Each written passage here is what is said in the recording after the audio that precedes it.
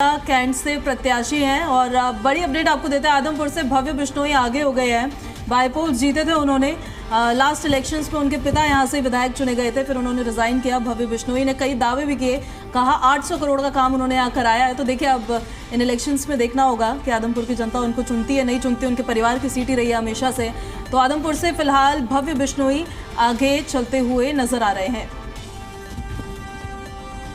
और नूह से कांग्रेस प्रत्याशी आफताब अहमद आगे चल रहे हैं। बीजेपी के प्रत्याशी संजय सिंह फिलहाल पीछे चल रहे हैं। आगे पीछे का दौर ये फिलहाल चलता रहेगा। 6000 वोटों से आगे चल रहे हैं आफताब अहमद। इस वक्त की ये बड़ी अपडेट हम आपको दे रहे हैं। नूह से कांग्रेस प्रत्याशी आफताब अहमद आगे चल रहे हैं, बड़ी खबर है।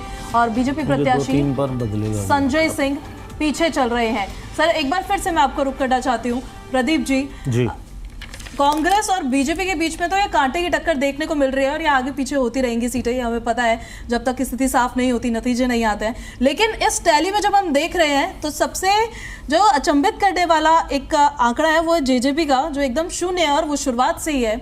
क्या आपको इसके पीछे के फैक्टर्स लगते हैं कि जेजेपी का इतना बुरा हाल हुआ है इन इलेक्शंस में? देखिए पूजा, जेजेपी निर्विवाद रूप से एक एरिया की या एक जाति की पे ज़्यादा कंसंट्रेट करती है। और वो कास्ट भी वो जाट फैक्टर वो जेजेपी से बीजेपी से हाथ मिलाने से बहुत ज़्यादा नाराज़ था। तो इसी कारण उसने जेजेपी को हाशिए पे लाके खड़ा कर दिया, क्योंकि उनको नाराज़गी थी। क्योंकि लोग ये मानते हैं इंटीरियर में कि जिन जाटों को शिकायत थी बीजेपी से, और जेजेपी के लोग इस बात से नाराज़ हैं कि वो उन्हीं लोग जेजेपी ने जाके बीजेपी से हाथ मिला लिया। तो इस नाराज़गी का खामियाजा उन्हें इस चुनाव में भुगतना पड़ रहा है और वो नतीजों में दिख रहा है। बिल्कुल, और इसी वजह से उनके कुछ विधायक तो छोड़ के भी चले गए थे। बीजेपी उन्होंने ज्वाइन कर ली थी। एक गठबंधन उन्होंने बनाया था तपन जी, जिसमें उन्होंने एएसपी को अपने साथ लाया, कुछ दलित वोट बैंक उनके पास आ जाए। लेकिन वो गठबंधन भी कुछ काम करता हुआ ऐसा नजर नहीं आ रहा, या किया होगा काम? नहीं, देखिए क्षेत्रीय दलों को जिसमें इनेलो है, जजपा है, बसपा है, चंद्रशेखर की पार्टी भी वहाँ गई थी। इन सब ने थोड़े थोड़े वोट लिए हैं, जिसमें आप इनेलो को, जजपा को नकार नहीं सकते हैं। इनेलो को मेरा अनुमान है कि 1 से 3 सीटें वहाँ ले लेंगी। 3 सीटें मिलेंगी, 3 सीटों की संभावना लग रही है। और कांग्रेस बीजेपी यदि 45 से ऊपर सीटें ले आती है तो उसे किसी दल की आवश्यकता नहीं रहेगी समर्थन लेने के लिए। निर्दलीय यदि 2-3 जीतते हैं तो शायद उनका समर्थन ले लें। तो अभी ये 100 मिनट के अंदर में यानी राजनीतिक नज़ारा बदल गया है हरियाणा का। शुरुआती दौर हुआ, वहाँ जो पोस्टल बैलेट खोले गए वो कहीं बीजेपी के खिलाफ गया। फिर आगे जो फर्स्ट और सेकंड राउंड चला उसमें भी लगा कि बीजेपी लूज़र है। लेकिन थर्ड राउंड आते आते कांग्रेस कहीं ना कहीं 45 सीटों से आगे, यानी जो 50% जो मिनिमम चाहिए था विनिंग के लिए, अब लगभग 10 बजने वाला है। लगभग पूजा 2 घंटे बीत रहे हैं और ज़्यादा नहीं, 2 घंटे और लगेंगे। फिर 11 बजे के आसपास, 11 बजे के आसपास समय, 11 बजे के आसपास समय क्योंकि आपने इनेलो का जिक्र किया। प्रदीप जी, इनेलो का ग्राफ अगर बढ़ता है, क्या इसके पीछे वो स्टेप होगा अभय सिंह चौटाला का किसान आंदोलन के दौरान जब उन्होंने इस्तीफा दे दिया था? देखिए वो थोड़ी सी बहुत पीछे चला गया, उसका इम्पैक्ट अभी बहुत ज़्यादा नहीं दिखाई देगा। लेकिन जहाँ तक सवाल है आईएलडी का, कि आईएलडी ने कभी भी अपनी पकड़ ढीली नहीं की। उनकी पकड़, उनका जो एक खास वर्ग है, जो खास एरिया है जिसपे वो थोड़े कुछ समय से हाशिए पे चल रहे थे। लेकिन जो अंदरूनी पकड़ है, वो अंदरूनी पकड़ उन्होंने अभी छोड़ी, उनकी गई नहीं है, उस पर बहुत ढीली नहीं हुई है।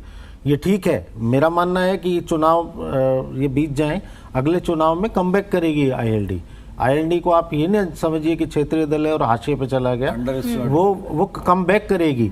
जेजेपी एक अलग से पार्टी बनी थी, वो अभी अपनी जमीन तलाश कर रही थी। आईएलडी के पास बहुत बड़ी जमीन है ऑलरेडी। वो ठीक है कि उनकी नीतियां या उनके कुछ फैक्टर ऐसे रहे हैं, उनका जो कमांड है उस पर लोग अभी रिलाई नहीं कर रहे हैं।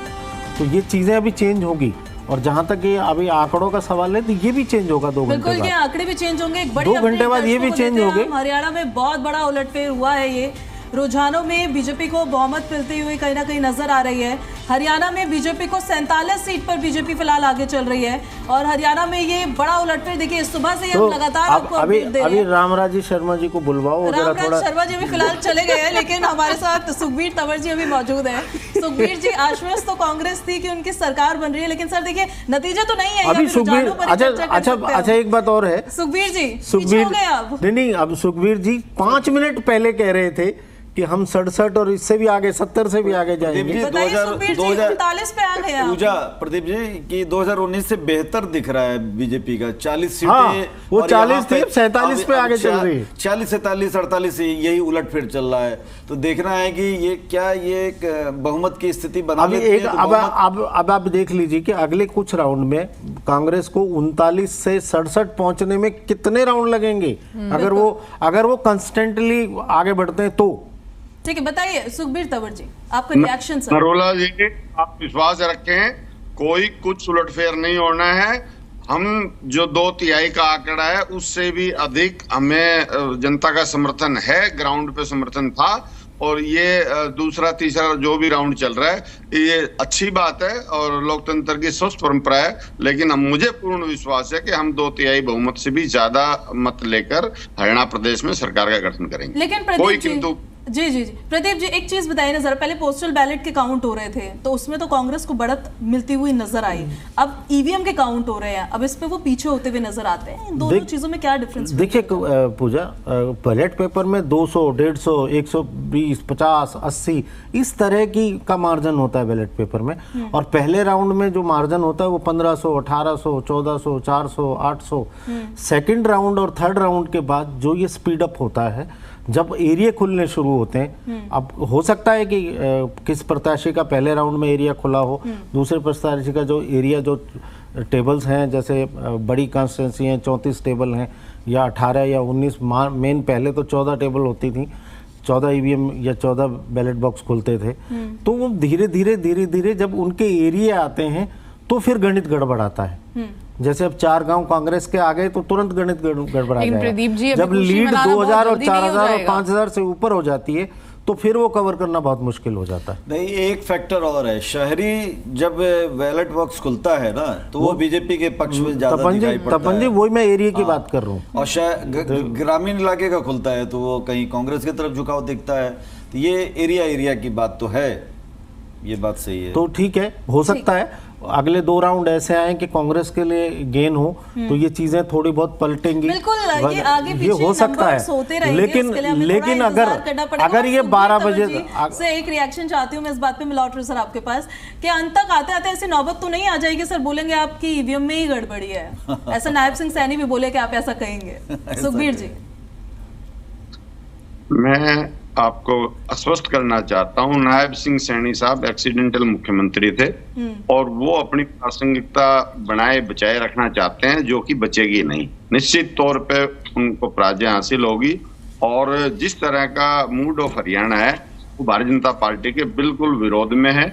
और इसके अनेक कारण हैं, जिनमें जवान का अपमान, पहलवानों का अपमान, किसान का अपमान, ये बहुत प्रमुख मुद्दे रहे हैं। इसलिए मेरा पूरा आकलन ये है कि ये तीनों इतने प्रभावशाली विषय हैं।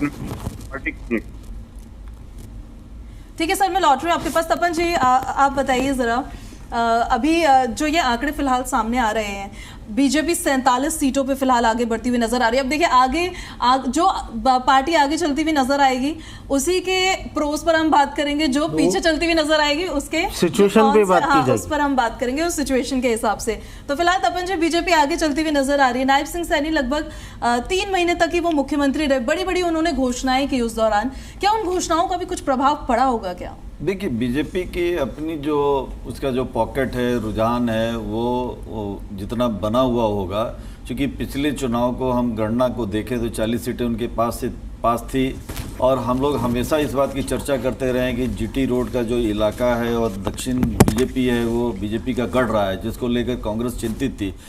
लेकिन क्षेत्रीय दलों की जो मौजूदगी है ना हरियाणा में अन्य राज्यों की अपेक्षा, वो ज़्यादा यहाँ पर है। वो इनेलो का अपना एक वर्चस्व है। अभी तक हम देख रहे हैं कि इनेलो 3 सीटों पर लीड कर रही है, जजपा 0 है, लेकिन शून्य के पीछे जब आपके पास आंकड़े आएंगे ना चुनाव आयोग से, परसेंटेज जब निकाला जाएगा तो पता चलेगा कि क्षेत्रीय दलों ने, निर्दलीय उम्मीदवारों ने बीजेपी की काफी मदद की।